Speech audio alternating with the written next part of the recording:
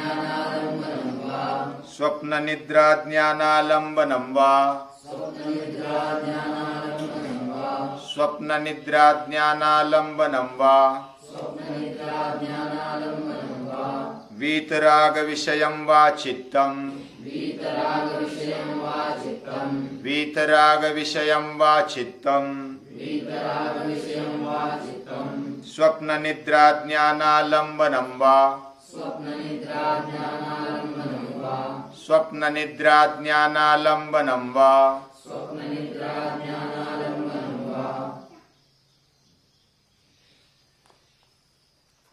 जीवन में जो भी हम क्रियाएं करते हैं, सुबह से लेकर शाम तक और शाम से लेकर सुबह तक, उन सभी क्रियाओं का अभ्यास करना चाहिए और वो सभी क्रियाएं अभ्यास पूर्ण करनी चाहिए।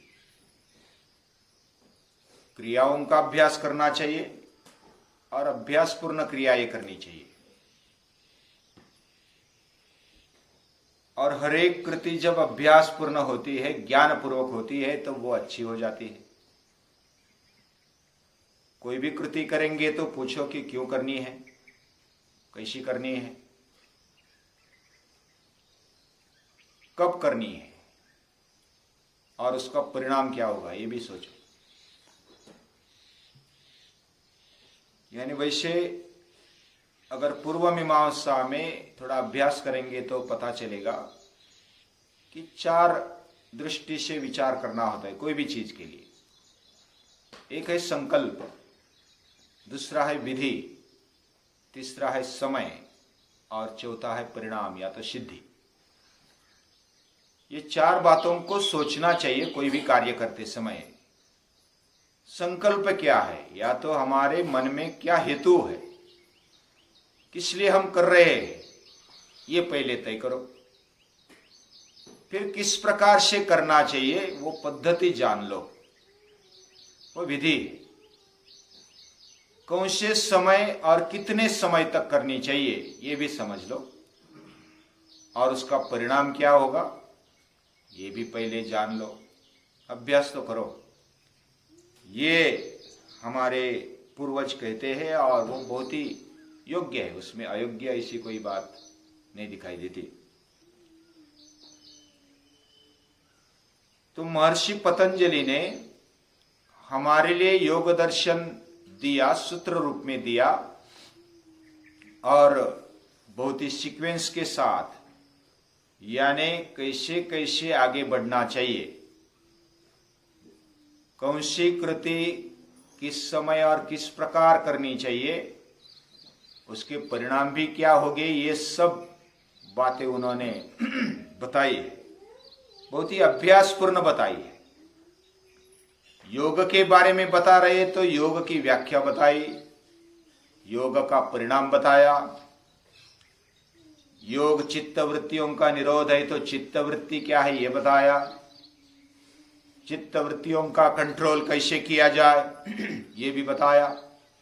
अभ्यास और वैराग्य से हम चित्त वृत्तियों का निरोध कर सकते हैं।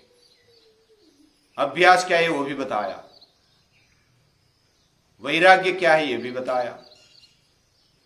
अभ्यास और वैराग्य के द्वारा क्या प्राप्त होगा ये भी बताया। समाधि पाते समय, समाधि तक जाते समय कौन से प्रकार से कौन से साधन हमारे पास होने चाहिए, श्रद्धा वीर्य स्मृति समाधि प्रज्ञा, ये बातें बताई। और अलग अलग उपाय बताते हैं, अलग अलग उपाय बताए। उसमें पहला उपाय वह ईश्वर प्रणिधान है।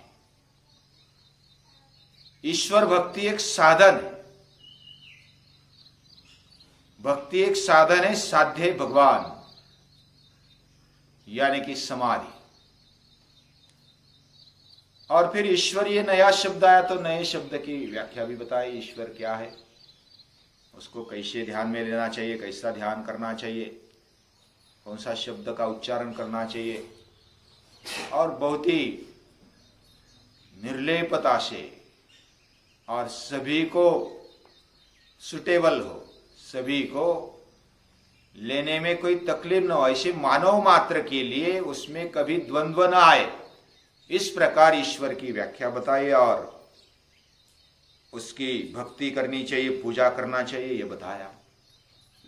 इसका जप करना चाहिए, वो अर्थ भावना हमारे दिमाग में होनी चाहिए, तज्जपस तदर्थ भावनम, ये भी बताया।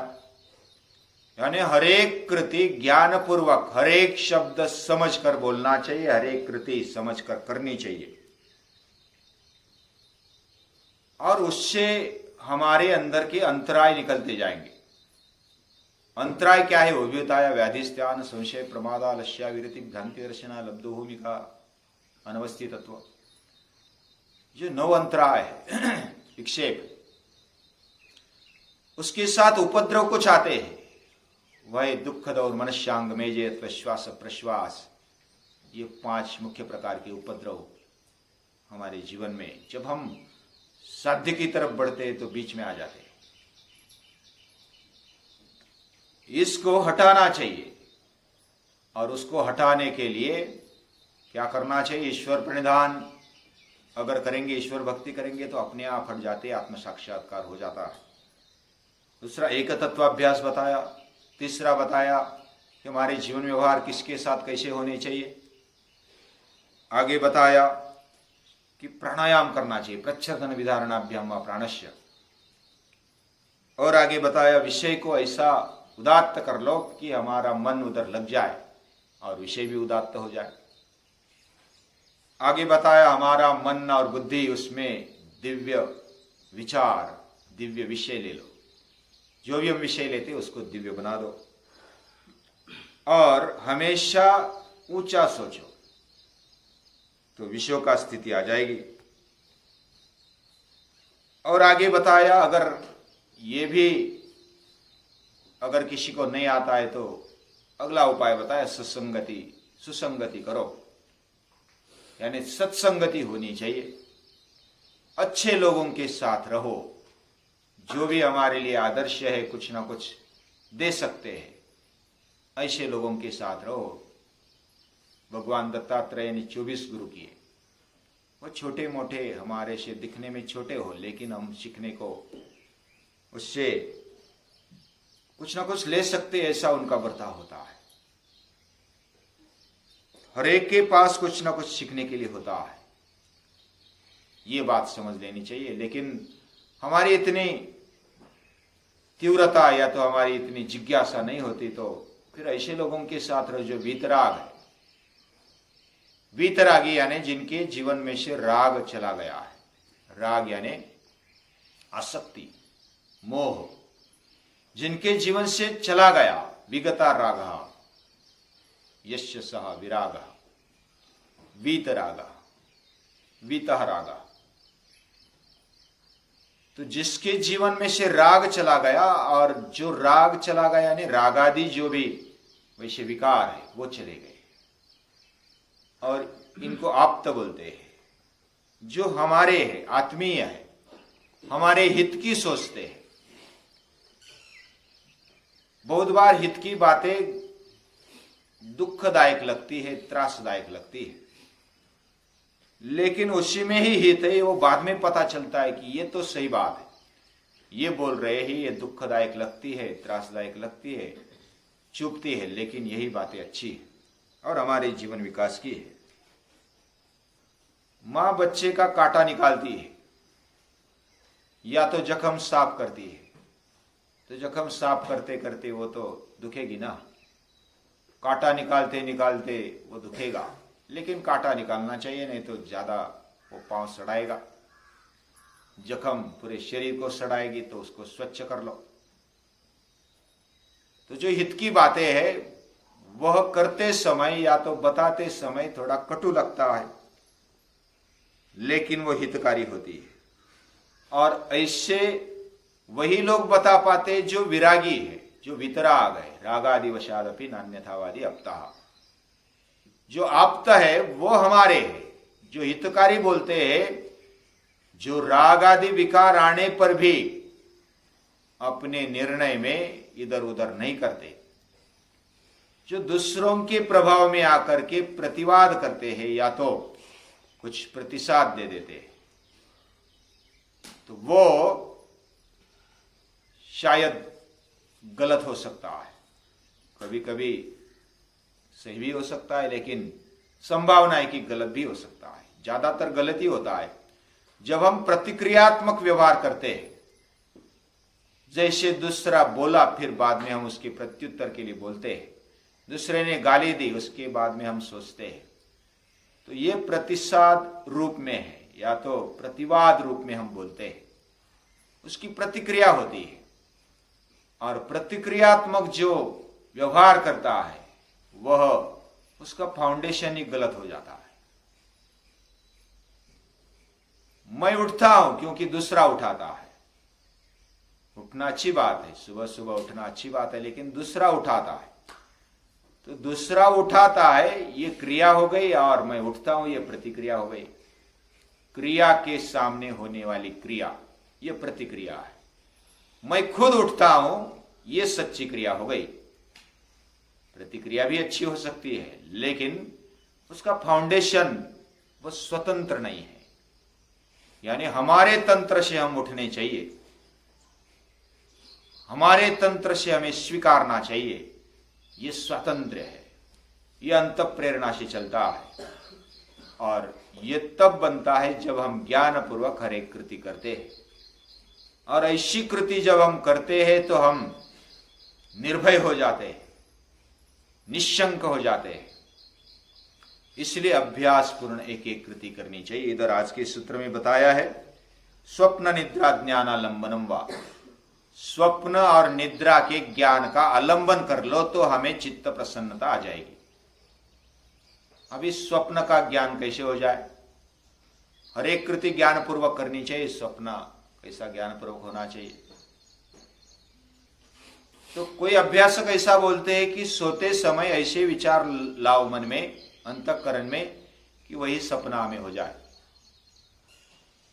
और करके देखा है मैंने भी, तो वही सपना आता है जो हम विचार करते हैं। जो पढ़ते ही वही विचार आता है सपने में भी। जो दिन भर ज्यादा विचार करते, व्यवहार करते, उसी प्रकार के सपने आते हैं।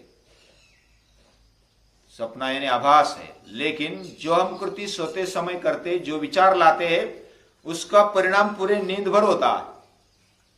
कोई कोई बच्चा अगर ज्यादा सुनता नहीं है या तो उसका व्यवहार अच्छा नहीं है, तो विदेशी लोगों ने ऐसे प्रयोग किए, इधर भी प्रयोग होते हैं। तो पाश्चात्य लोगों में, शास्त्रज्ञों ने यानी विचारवंतों ने ऐसे प्रयोग किए कि जो दिन में सुनता नहीं है, सामने नहीं बैठता है सुनने के लिए, उसको क्या करो, नींद में उसके कान पर जाए, ऐसे कुछ अच्छे विचार बोलते जाओ, तो उसका सुप्त मन सुनेगा, कुछ ना कुछ सुनेगा और उस पर परिणाम होगा।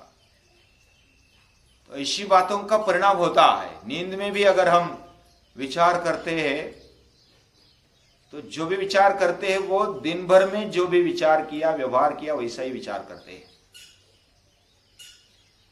तो सपना भी ऐसा होना चाहिए जो हमें आगे बढ़ाए, ऐसा सपना होना चाहिए। उस स्वप्न को भी दिव्यत्व की तरफ हम ले जा सकते हैं। यानी दिन में नहीं जो कर सकते वो सपने में कर लेते हैं। दिन में हम सरपंच नहीं बने तो सपने में सरपंच बन जाते हैं। तो बड़ा आनंद, अरे मैं सरपंच बन गया, मैं मंत्री बन गया, मैं पंतप्रधान बन गया, मैं दुनिया का सम्राट बन गया। सपने में तो कोई बनने में कोई लगता नहीं ना। लेकिन सपने ऐसे देखो, ये अब्दुल कलाम कहते हैं कि सपने ऐसे देखो जो हमारी नींद उड़ा दे। हाँ, नींद उड़ाने वाले सपने देखने चाहिए, ऐसा सपना होना चाहिए। जैसे नींद के बारे में आगे है स्वप्न निद्रा ज्ञानालंबनम वा। निद्रा का भी ज्ञान हमें होना चाहिए। निद्रा यानी क्या है, यह अभी तक बहुत सारे विचारवंतों ने विचार किया। महर्षि पतंजलि ने भी निद्रा के बारे में ये किया है। अभाव प्रत्यालंबनावृत्ति निद्रा, अभाव के साक्षात्कार के ज्ञान का आलंबन अभाव का साक्षात्कार और उसका आलंबन जो होता है वो निद्रा है। अभी इधर वाद विवाद है बहुत सारे, अभाव मानना चाहिए कि नहीं चाहिए। अभाव यानी कुछ नहीं है, इसको क्या मानना है? भाव यानी होना और अभाव यानी कुछ न होना। कुछ न होने का अस्तित्व होता है क्या? अभी कुछ भी नहीं है वो भी है, कुछ नहीं है वो है, ऐसा कोई बताते? जो नैयायिक है वो बताते कि अभाव एक पदार्थ है। अभाव एक पदार्थ, पदार्थ यानी इधर कुछ भी नहीं है, ये ऐसा बोलना भी उधर कुछ ना कुछ है, अभाव है उधर, यानी अभाव का भाव है, ऐसा उधर हो जाता है। लेकिन ये चर्चा बड़ी लंबी चलेगी इसलिए रुकते। लेकिन निद्रा के बारे में बहुत सारी व्याख्या करते हैं कि कोई बोलते हैं कि आधा मरते आधा जिंदा है, कोई बोलते हैं कि पूरा मरते, पूरा नहीं मरते लेकिन जिंदा, सांस तो चलती है ना, हृदय विसरण रक्ताभिसरण चलता है, तो रक्ताभिसरण चलता है, सांस चलती है और ये सब चलता है, फिर भी हम मरे हुए हैं, ऐसा थोड़ा ही। हम निद्रा में है इसलिए मर गए, ऐसा है क्या? ऐसा नहीं है। निद्रा में है लेकिन जिंदा है, तो मृत्यु भी नहीं है। कोई बोलते आधा मरे आधा जिंदा है, आधा मरे लेकिन पूरा फंक्शन बिल्कुल वैसे की वैसा चलता है जैसा हम जागृत अवस्था में चलता है। फिर आधा कैसे मरे और आधा कैसे जिंदा है? आधा जिंदा है तो एक आंख ऐसी होनी चाहिए, हाँ, एक हाथ चलना चाहिए, एक हाथ, लेकिन ऐसा नहीं है। तो निद्रा क्या है ये समझ में नहीं आता है। पूजनीय दादाजी ने एक व्याख्या सुनाई, the projection of unconscious on superficial mind that is sleep. The projection of unconscious on superficious mind that is sleep. अभी इसका अर्थ भी लेते लेते हमें नींद आ जाएगी। तो ये बात नींद के बारे में अगर विचार करेंगे तो पता चलेगा ये क्या है, भगवान ने दिया हुआ एक गिफ्ट है। नींद अगर नहीं है तो पागल हो जाएगा आदमी, होगा कि नहीं होगा? हमें नींद नहीं आती तो पूरा दिन खराब हो जाता है। 2-3 दिन अगर नींद नहीं ले ली किसी ने तो वो पागल हो जाएगा। किसी को अगर शिक्षा देते हैं ना, कभी ज्यादा शिक्षा देते कोई गुनहगार को, उसको नींद नहीं आने देते, उसको जगाते तो वो पागल सा बन जाता है। ये नींद होना ये बहुत बड़ी बात है, नींद होनी चाहिए, उससे फ्रेशनेस आता है, पूरा रिचार्ज हो जाते हैं। लेकिन निद्रा में एक बात है, निद्रा में हम सब भूल जाते, सब छोड़ना पड़ता है, तब नींद आती है। मेरा मैंपन छोड़ना होता है, मेरी संपत्ति, मेरा परिवार, मेरा कुटुंब, मेरा धन, मेरा सब कुछ, ये सब छोड़ते तो नींद आती। यानी नींद में छोड़ना ये महत्वपूर्ण है। और वही उसी का ज्ञान, यानी उसका ज्ञान जब हमारे समझ में आता है कि हमें जागृत अवस्था में भी छोड़ने की तैयारी रखनी चाहिए, और तब हम उसका आलंबन करेंगे तो मैं अलग हूं और मेरा देह अलग है। तो छोड़ने की बात जब आती है तो त्यागात शांति निरंतरम, त्याग से शांति मिलती है। जब हम त्यागते, मल त्याग करते तो बड़ा सुकून मिलता है। सुबह सुबह पेट साफ होता है, हाँ बस स्वर्ग मिल गया, ऐसा लगता है। कि अगर पेट में अगर कुछ रह गया तो अरे कुछ गड़बड़ है, कुछ गड़बड़ है, इधर उधर ध्यान नहीं लगता, सुनने में भी ध्यान नहीं लगता, बोलने में भी ध्यान नहीं लगता। तो पेट में अगर कुछ रह गया तो त्याग के बिना शांति नहीं है। एक छोटा सा उदाहरण, लेकिन नींद में सब कुछ छोड़ना होता है, और वो छोड़ना ही, ये छोड़ने का ज्ञान है। छोड़ने से ज्ञान होता है, वैराग्य से ज्ञान होता है। अभ्यास वैराग्याभ्याम तन निरोधा। तो निद्रा के ज्ञान का आलंबन, सपने के ज्ञान का आलंबन, ये अलग अलग अर्थ हमारे समझ में आते हैं। जितना भी अभ्यास करेंगे उतना कम है। लेकिन एक बात समझ लो कि हम निद्रा में सब कुछ छोड़ते हैं, निद्रा अगर अच्छी लेनी है तो कैसी लेनी वो भी लेंगे। कभी हमने लिया भी है कि नींद के पहले थोड़े हाथ पाए धो या तो स्नान कर लो और पूरे विचारों को छोड़ दो। पूरा छोड़ देने के बाद ही अच्छी निद्रा आएगी। अगर कुछ लेकर सोते हैं तो सपने की नींद आएगी। अगर पूरा छोड़कर सोते हैं तो फिर गाढ़ निद्रा आएगी, और वो गाढ़ निद्रा बड़ी रिचार्ज करने वाली है। लेकिन गाढ़ निद्रा में सब कुछ छोड़ना है, और वो छोड़ने का ज्ञान हमारे जीवन में होना चाहिए। और ये छोड़ने का ज्ञान समाधि में भी सभी छोड़ा जाता है। तब तक भगवान से अगर मिलना है तो हमें सब कुछ छोड़ना होता है। सब कुछ छोड़े बिना हम भगवान से मिल नहीं पाते। अपना अहंकार भी छोड़ना होता है, मन बुद्धि को भी छोड़ना होता है, पूरे क्रियाकलापों को भी छोड़ना होता है, तब हम भगवान को मिल पाते हैं। हमारे कर्म, हमारा धर्म, हमारा भाग्य, हमारा सब कुछ छोड़ना होता है। पुण्य अपुण्य, सुख दुख, सब कुछ छोड़ना होता है।